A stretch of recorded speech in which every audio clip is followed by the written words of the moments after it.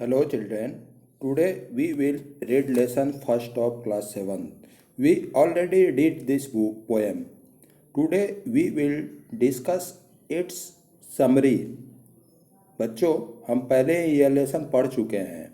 आज हम इस पोएम का सारांश पढ़ेंगे. ध्यान से देखिएगा और इसे अपने नोटबुक में लिखकर याद भी कीजिएगा. This poem is written by Robert Louis Stevenson. Robert Louis Stevenson was a novelist and a poet born in Edinburgh. इस पोएम के इस कविता के लेखक जो हैं वह रॉबर्ट लुइस स्टीवेंसन हैं, जो एक उपन्यासकार और कवि थे जिनका जन्म एडिनबर्ग में हुआ था. इसे मैंने 4 भागों में यानी first stanza, second stanza, third and fourth stanza में बांटा हुआ है. फर्स्ट स्टेंजा पे को देखते हैं. In this stanza the boy is fantasise with his shadow and likes to observe it. इस श्लोक में लड़के को उसकी छाया के साथ कल्पना की जाती है और वह उसका निरीक्षण करना पसंद करता है. He says that he has a little shadow that is always present with him when he is going out anywhere in the sun. वह कहता है कि उसकी थोड़ी छाया है जो हमेशा उसके साथ मौजूद रहती है जब वह धूप में कहीं बाहर जा रहा होता है. The boy knows that there is more that he can do with the shadow than just observing it following him around everywhere. लड़के को पता है कि छाया के साथ और भी कुछ हो सकता है जो हर जगह उसका पीछा करते हुए उसे देख रहा है. The boy says that it is just like him from the hill to head. लड़का कहता है कि यह उसकी तरह ही एड़ी से सिर तक है. Here the poet uses, ध्यान से देखिएगा, here the poet uses his two head to show that the boy is fascinated that the shadow is connected to him from the heel and then grows towards the head. यहाँ कवि एड़ी से सिर का उपयोग यह दिखाने के लिए करता है कि लड़का मोहित है कि छाया उसे एड़ी से जुड़ा हुआ है और फिर सिर की ओर बढ़ता है. The boy is excited to see how it is always ahead him and jumps in the bed before he does.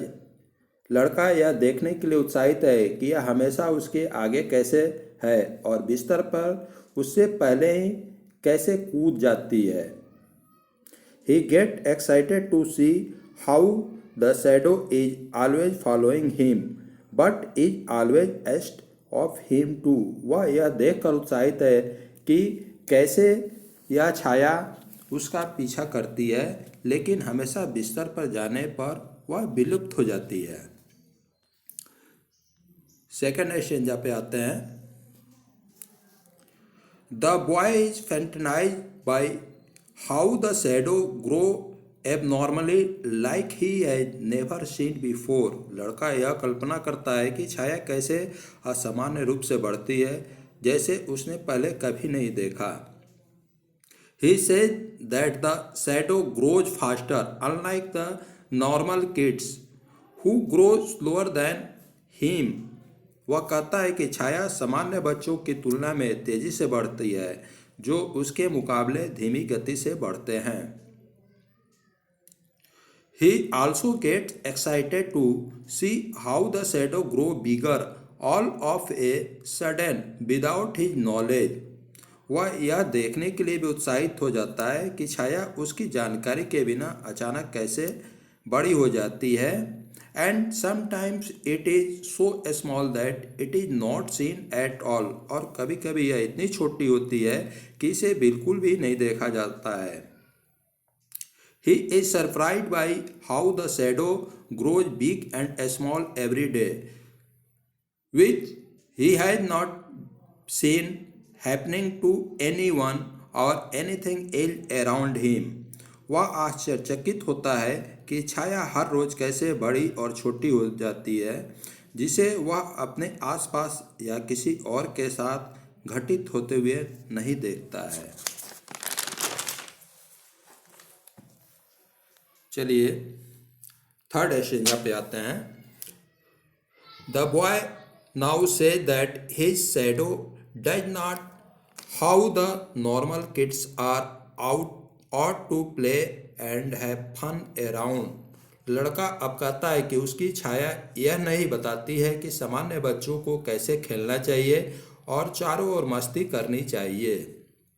He said that the shadow does not know how to behave like the normal children, but only fool him around with its tricks in all the possible way that the boy could think of. वह कहता है कि छाया यह नहीं जानती है कि सामान्य बच्चों की तरह व्यवहार कैसे किया जाए, लेकिन केवल उसे अपनी चाल के साथ उन सभी संभावित तरीकों से मूर्ख बनाए जो लड़का सोच सकता था। Way that the boy could think of. लड़का कहता है, सोचता है। The boy say that it say very close to him when he is playing and running around. लड़का कहता है वह उसके बहुत करीब रहती है जब वह खेल रहा हो और चारों ओर दौड़ रहा हो। He thinks that the shadow is coward and cannot leave him. वह सोचता है कि छाया एक कायर डरपोक है जो उसे पीछा नहीं छोड़ती, उसे नहीं छोड़ सकती। It only stays behind him and follow him where he goes. वह केवल उसका पीछे रहती है, उसके पीछे पीछे चलती है और वह जहाँ भी जाता है उसका अनुसरण करती है। चलिए फोर स्टेंजा पे आते हैं। लास्ट स्टेंजा है। The poet now describes a moment when the boy got up from his bed in the early morning before sunrise.